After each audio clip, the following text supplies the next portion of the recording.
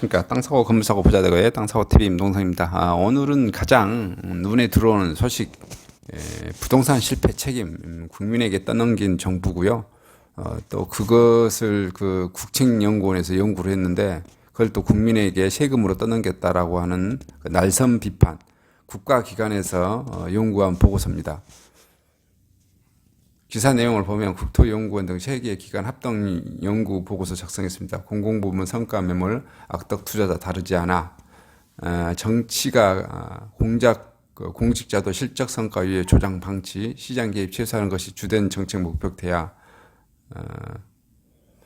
정부가 부동산 실정의 책임을 국민의 탓으로 떠넘기고 징벌적 가세 수준의 애먼칼을 빼들어 정책 저항, 국민적 저항만 야기했다는 국책연구기관들의 합동연구 보고서가 나왔습니다.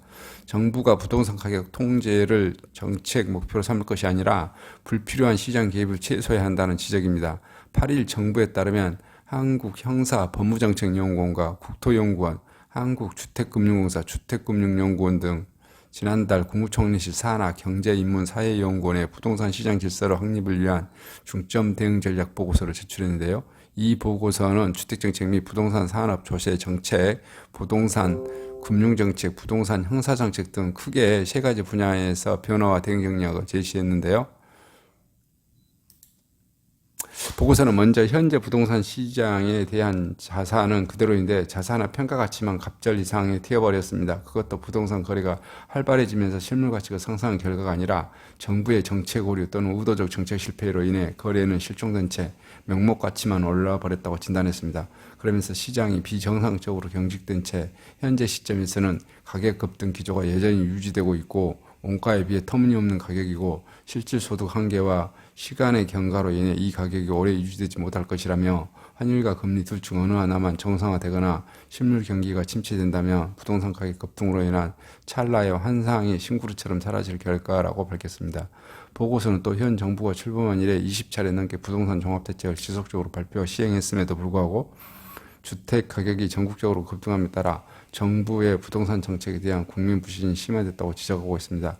또 오히려 실정의 책임을 일반 국민의 탓으로 전가하고 부동산을 통한 개인의 불로소득부터 바로잡겠다고 국민을 향해 징벌적 과세 수준의 애먼칼을 빼든 것이라며 순서가 이미 잘못됐고 태도가 없는 정책은 저항만 나올 뿐이라고 밝혔습니다.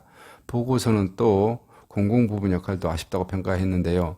보고서는 만일 역대 정부들이 부동산 관련 정책을 설계할 때 정부에서 장악하고 있는 공공부문부터 제대로 설계했다면 공공부문이 선도의 부동산 시장 안정에 어느 정도 기여할 수 있었을 것이라며 하지만 경영평가가 보편화된 이래 공공부문 역시 수치화, 계량화된 실적 성과에 매몰되면서 차익과 폭리를 노리는 악덕 투자자와 다르지 않게 되었고 정치가와 공직자들 역시 자신의 실적과 성과를 위해 이런 상황을 알면서도 이를 조정하거나 방치했다고 비판하고 있습니다. 보고서는 또 문재인 정부가 투기주범으로 지목한 다주택자 개념에 대해서도 지적했습니다. 보고서는 어느 정도의 규모의 주택을 지나치게 많이 가졌다고 할 것인지에 대한 객관적 기준이나 사회적 합의 없이 등기부상 복수의 주택을 명목상 소유한 것으로만 현 정부는 이를 다주택자라 규정하고 종합부동산세 등 부동산 중과 핵심 표준으로 삼았다고 지적했습니다.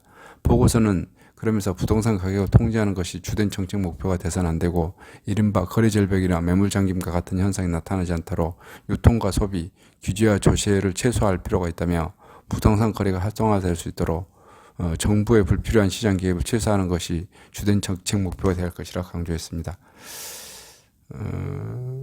이거 내용 들으면 일단 뭐 정부는 굉장히 기분 나빠라 할 것 같아요. 일단 정부는 가격에 대해서 개입하지 말아라 이 소리죠.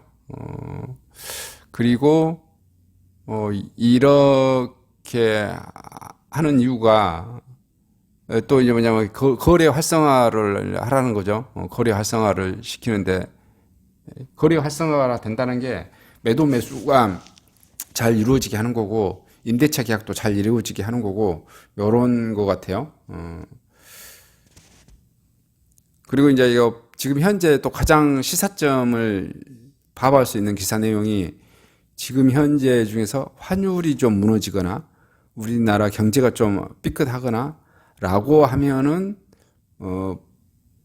이게 부동산 가격이 거품처럼 폭락할 것이다라는 지적 사항도 뭐 있네요. 이것은 좀 동의하기 좀 어려운 것 같아요. 물론 제가 이제 생각해도 지금 현재의 서울 부동산 가격이 굉장히 좀 많이 올랐다라고 하는 것은 동의합니다. 왜냐하면 지금 현재 전 세계 도시 중에서 탑10 안에 지금 10번째, 9번째, 10번째 지금 된 것 같아요. 그럼 굉장히 많이 올랐죠. 부평가는 된 것은 사실인 것 같아요. 근데 뭐 이제 경기도나 광역시급이나 지방은 여전히 저평가되어졌다는 구간이고요. 서울만 좀 특이하게 좀 많이 올랐다는 것은 좀 인정합니다. 그러나 이게 좀 뭐 무너질 것이냐, 그것은 또 별개의 문제인 것 같아요. 지금 전 세계적으로 돈 풀기에 여념이 없어서 그리고 현재의 현 정권이 부동산의 공급량을 또 대폭 줄이고 향후에도 기존의 이런 재건축 재개발을 막음으로 인해서 또 법령이라든지 온갖 규제를 막아놨기 때문에 이것을 다른 정권이 풀어놓는다고 해도 당장에 2, 3, 4년 안에 주택이 공급되고 뭐 그러지는 않을 거예요.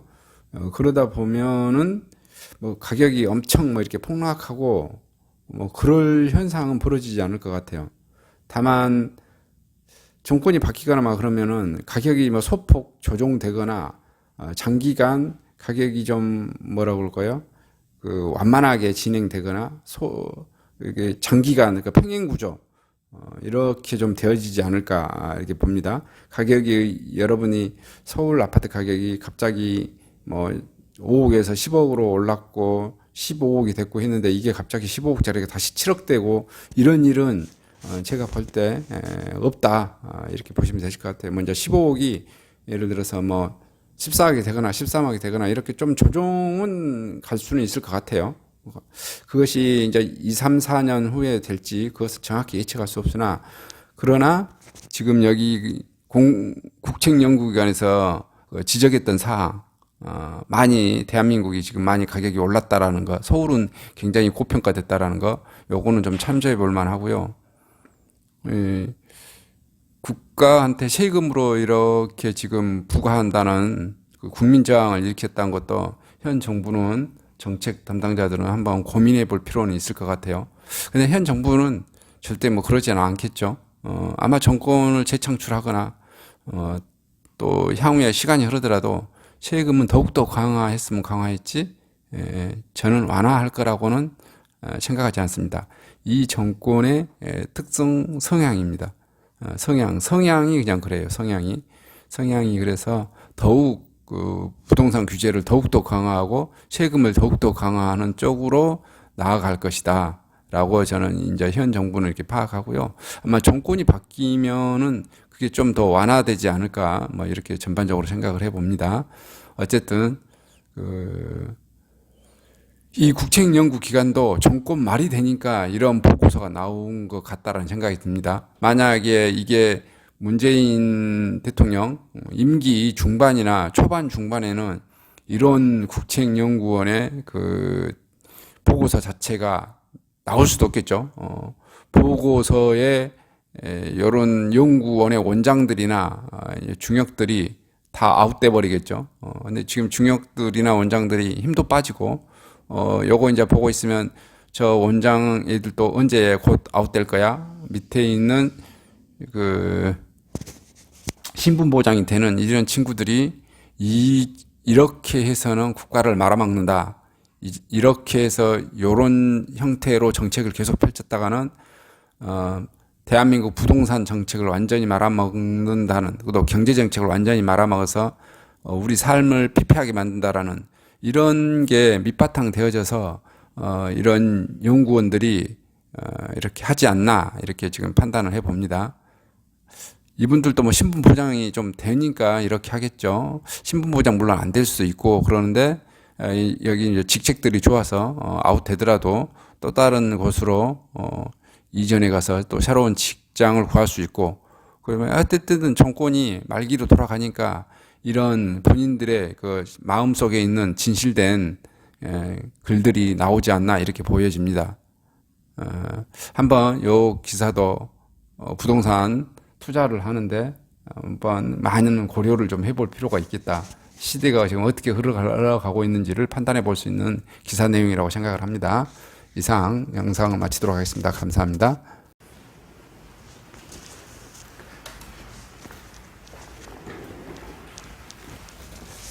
안녕하십니까? 저는 네이버 카페 빛가람 혁신도시 카페를 운영하고 있는 카페직이고요. 카페 활동하고 있는 카페 부동산입니다. 나주 혁신도시에서 기반으로 하고 있습니다. 상가, 토지, 아파트를 전문적으로 하고 있고요. 또 삼성화재도 같이 활동하고 있습니다.